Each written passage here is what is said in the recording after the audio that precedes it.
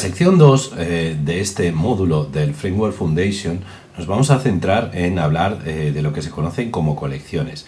Si recordáis, hace unos cuantos módulos estuvimos hablando de los arrays y los describimos pues como unos elementos que nos permitían almacenar conjuntos de datos de un mismo tipo. El equivalente a los arrays en el Framework Foundation pues sería la clase NSArray, ¿vale?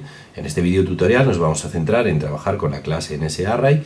En los siguientes videotutoriales pues nos centraremos en otras clases que también podemos entenderlas como clases que nos permiten almacenar colecciones de datos. Bien, la clase NSArray es la más simple de todas las clases que nos permiten almacenar colecciones, y para empezar hay que decir que se trata de una clase inmutable, es decir, una clase sobre cuyos objetos no se puede hacer modificación alguna. Es decir, cada vez que creamos un NSArray, un objeto NSArray, este objeto se crea como tal, ¿vale? Podemos acceder a sus elementos, pero no podemos modificarlos, ¿vale? Pensad en situaciones en las que puede ser interesante utilizar un NSArray, pues por ejemplo, cuando leáis información de un fichero, ¿vale? Esa información simplemente la queréis cargar en memoria para luego recorrerla y hacer cosas a partir de ahí, ¿vale? En ese caso, como no vais a tener la necesidad de modificar la información que habéis traído de ese fichero, pues la clase ideal que podríais utilizar sería un NSArray. Bien, ¿cómo declaramos un NSArray? Pues muy sencillo. Primero, utilizamos la clase NSArray y vamos a declarar pues un objeto que vamos a llamar días semana. Para instanciar este objeto, lo que vamos a hacer va a ser utilizar uno de los posibles métodos de instanciación. En este caso vamos a utilizar un método de clase que recibe el nombre de ArrayWithObjects.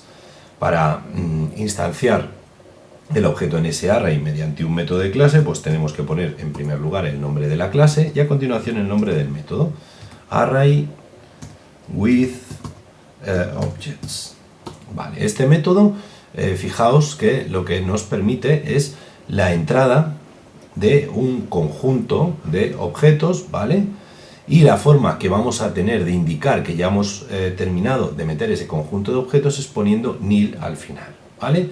En este caso, pues lo que vamos a almacenar en el NSArray va a ser un conjunto de objetos NSString, en concreto los correspondientes al día, a los días de la semana.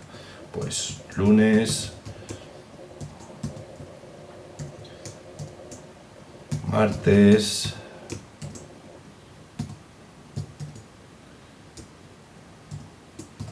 miércoles,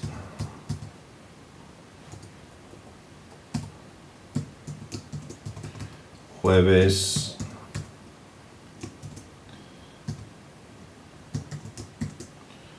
viernes,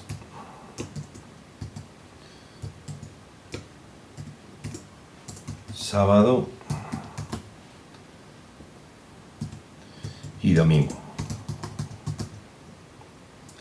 Perfecto, pues de esta manera habríamos declarado e instanciado nuestro primer NSArray. Tenéis que pensar cuando trabajéis con un objeto de este tipo que un NSArray es el equivalente a un array de los que vimos hace unos cuantos módulos, ¿vale? ¿Qué podemos hacer con un NSArray?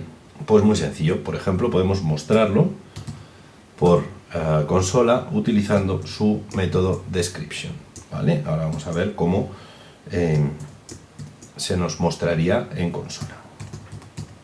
Semana.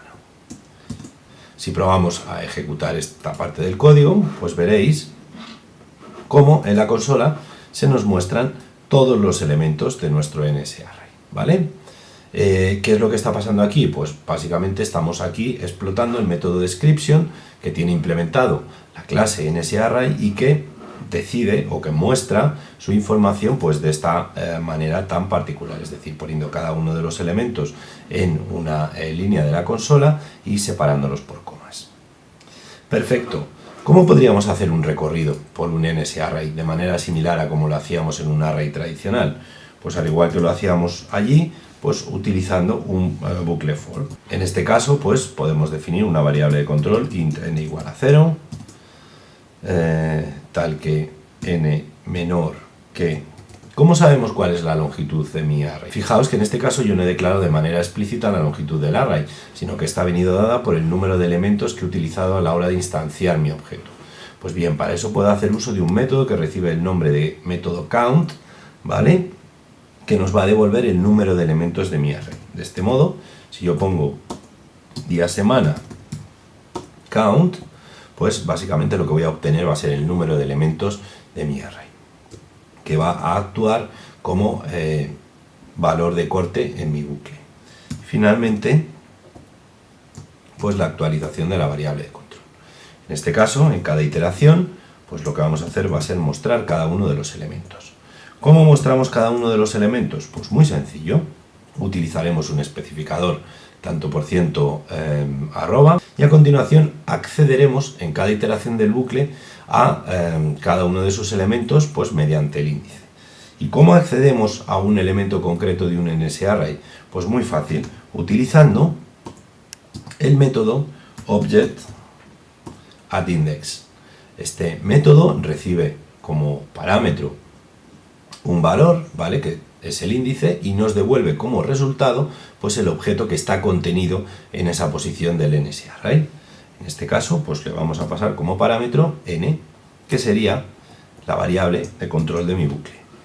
Pues bien, si procedemos a ejecutar nuevamente, pues podremos ver en consola cómo se nos ha mostrado, por un lado, el contenido del array utilizando el método description, y a continuación se nos ha mostrado en cada una de las líneas de la consola pues cada uno de los elementos que forman el array. A estos elementos hemos accedido, como decía, con el método object@index.